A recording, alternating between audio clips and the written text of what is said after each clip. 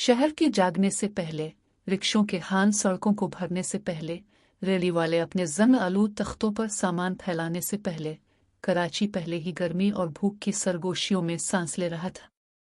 समंदर अब भी नमक और डीजल की बो देता था, और आसमान से रात का रंग अभी पूरी तरह नहीं गया था जब मरियम अदालत में दाखिल हुई। इसकी चप्पलें घिसी हुई थीं, आंखों के गिर्द जागने की सियाह लकीरें थीं। वो अमीर नहीं थी, ताकतवर नहीं थी, न ही सेकेंडरी स्कूल से आगे पढ़ पाई थी, फिर भी इसका नाम शहर के अखबारात की सुर्खी बन गया था।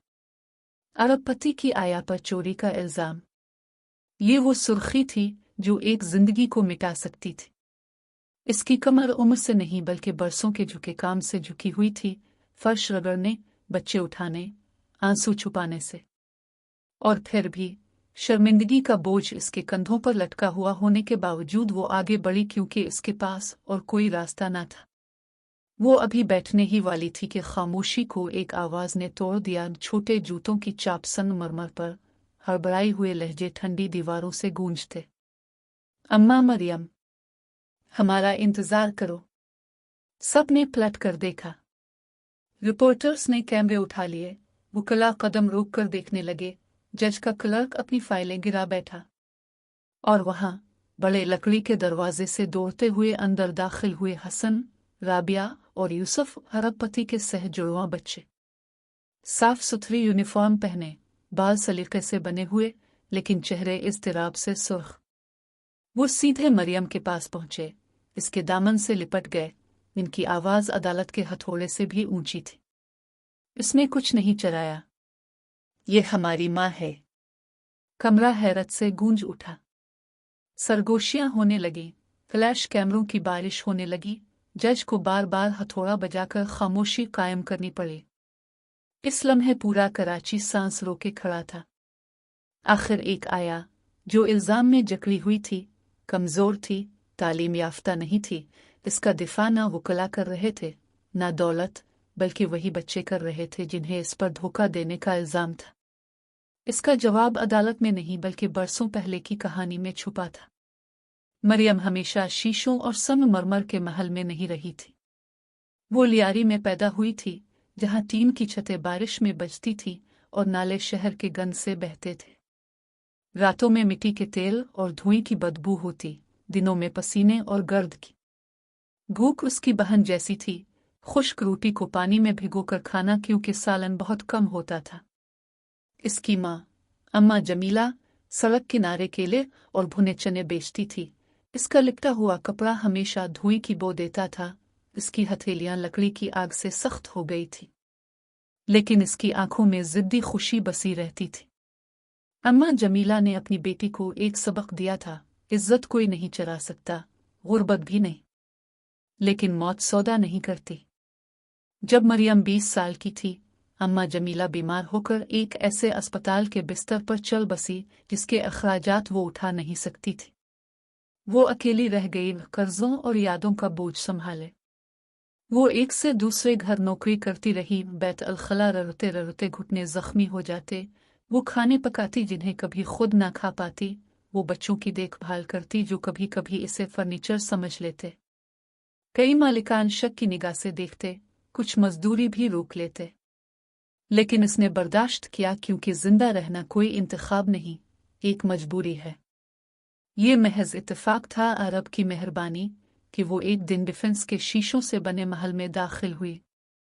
अरबपति बिजनेसमैन जाहिद को आया चाहिए थी।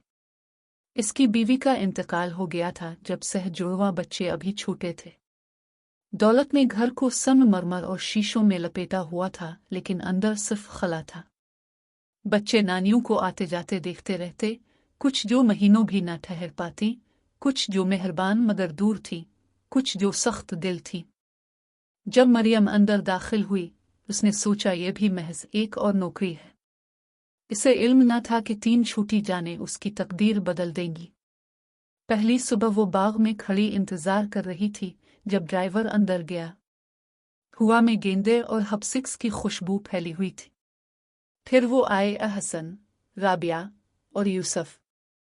हसन, संजीदा और मोहतात, इसे ऐसे देख रहा था जैसे कोई पहेली हो।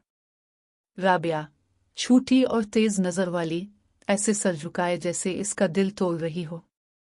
और यूसुफ, बेचैन और शोख, सीधा दौड़ता आया और उसका हाथ पकड़ लिया। अब से तो रोटी की खुशबू आती है। मरियम नरमी से हंसी। वो वाकई सुबह रोटी पकाती थी ताकि मजदूरी में कुछ इजाफा कर सके। इसने झककर पूछा कि क्या उन्हें रोटी पसंद है। यूसुफ ने जोश से सर हिलाया। हसन ने हल्की सी मुस्कुराहट दी और राबिया ने आहिस्ता से कहा, आप गाना गा सकती हैं। मरियम ने वही लोरी गाई जो कभी इसकी माँ गुनगुनाती थी, रात के आसमान और हल्की बारिश का गीत। बच्चों की शोखी खामोश हो गई, इनकी आंखों में नरमी आ गई और उसी लम्हे रिश्ता कायम हो गया। जाहिद ने यह सब देखा, अगरचे वो ज्यादा कुछ कहता नहीं था। वो मुआहदों और बोर्ड रूम्स का आदमी था। इसकी आवाज हमेशा दबी दबी, नजरें हमेशा मंडियों पर। मगर वो देख रहा था कि बच्चे मरियम के साए में कैसे हंसने लगे, ज्यादा खाने लगे, सुकून से सोने लगे। वो उनकी सालगिरहें याद रखती, इनके टूटे खिलौने जोड़ती, इनके आंसू सुनती। रफ्ता रफ्ता अनजाने में ही वो सिर्फ आया नहीं रही, वो माँ बन गई थी उन नाम के बगैर। मगर कराची में सरगोशियां तेज हैं। पार्टियों में, महफिलों में लोग चुपके चुपके बोलते। जाहिद का कारोबारी साथी कामरान सबसे ज्यादा शोर मचाने वाला था। जाहिद, तुम बहुत भरोसा करते हो। वो सिर्फ एक मुलाजमा है। सोना जब ज्यादा चमके तो हाथ जला देता है। जाहिद ने ये बातें नजरअंदाज कर दें, मगर शक के बीज धुएं की तरह होते हैं, छप कर भी फैलते रहते हैं। फिर भी घर में गर्मी और सुकून बढ़ता गया। बच्चे खिल उठे और मरियम ने सोचा शायद पहली बार उसे घर मिल गया है। लेकिन वो रात आई जिसने सब कुछ तोड़ दिया। जाहिद ने एक बड़ा मुआहदा किया था अरबों का। घर रोशनियों और मौसीकी से जगमगा रहा था, मेहमान हंसी के कहकहे लगा रहे थे। मरियम ऊपर थी, बच्चों को लोरी देकर सिलाया। नीचे से अचानक एक चीख उठी। एक हार गायब हो गया था, हीरे जड़ा, अनमोल, खानदानी विरासत। अफरा तफरी मच गई। सिक्योरिटी दौड़ने लगी, सरगोशियां उड़ने लगी। सुबह होने से पहले इल्जाम का नाम था मरियम। उन्होंने इसका छोटा सा कमरा छान मारा। इसकी दराज से कपड़े में लिपटा वही हार निकला।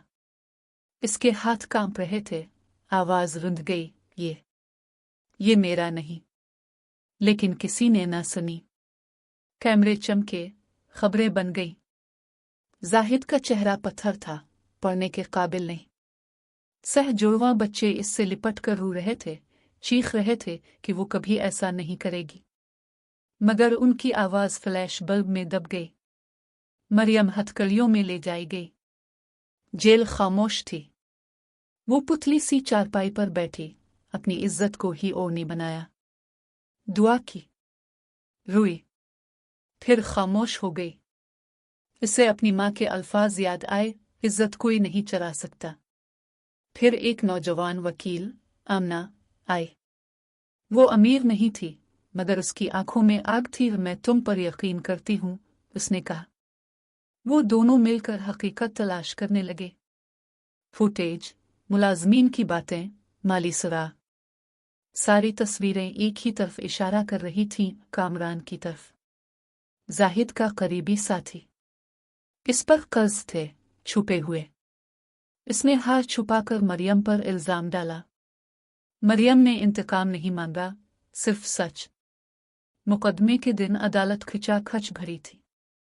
रिपोर्टर्स, बिजनेसमैन, तमाशाई। सिंध हाई कोर्ट के बड़े हाल में तुल धरने की जगह न थी। जाहिद ऊंचा बैठा था, कामरान एतमाद से इसके साथ। मरियम सादा कपड़ों में दाखिल हुई, नजरें पुरसुकून, अगरचे निगाहें भारी थीं। और फिर कड़क सुनाई दी, और आसमान से नहीं बल्कि 3 छोटी आवाजों से। हसन, राबिया और यूसुफ अंदर दौड़ते आए। इनके हाथों में ड्राइंग्स थीं, खुतूत थे, वो नोट जो मरियम ने बरसों उन्हें लिखे थे। वो सब के सामने खड़े हो गए। राबिया ने कहा, ये हमारी माँ है। जब कोई नहीं था तो उसने हमें पाला।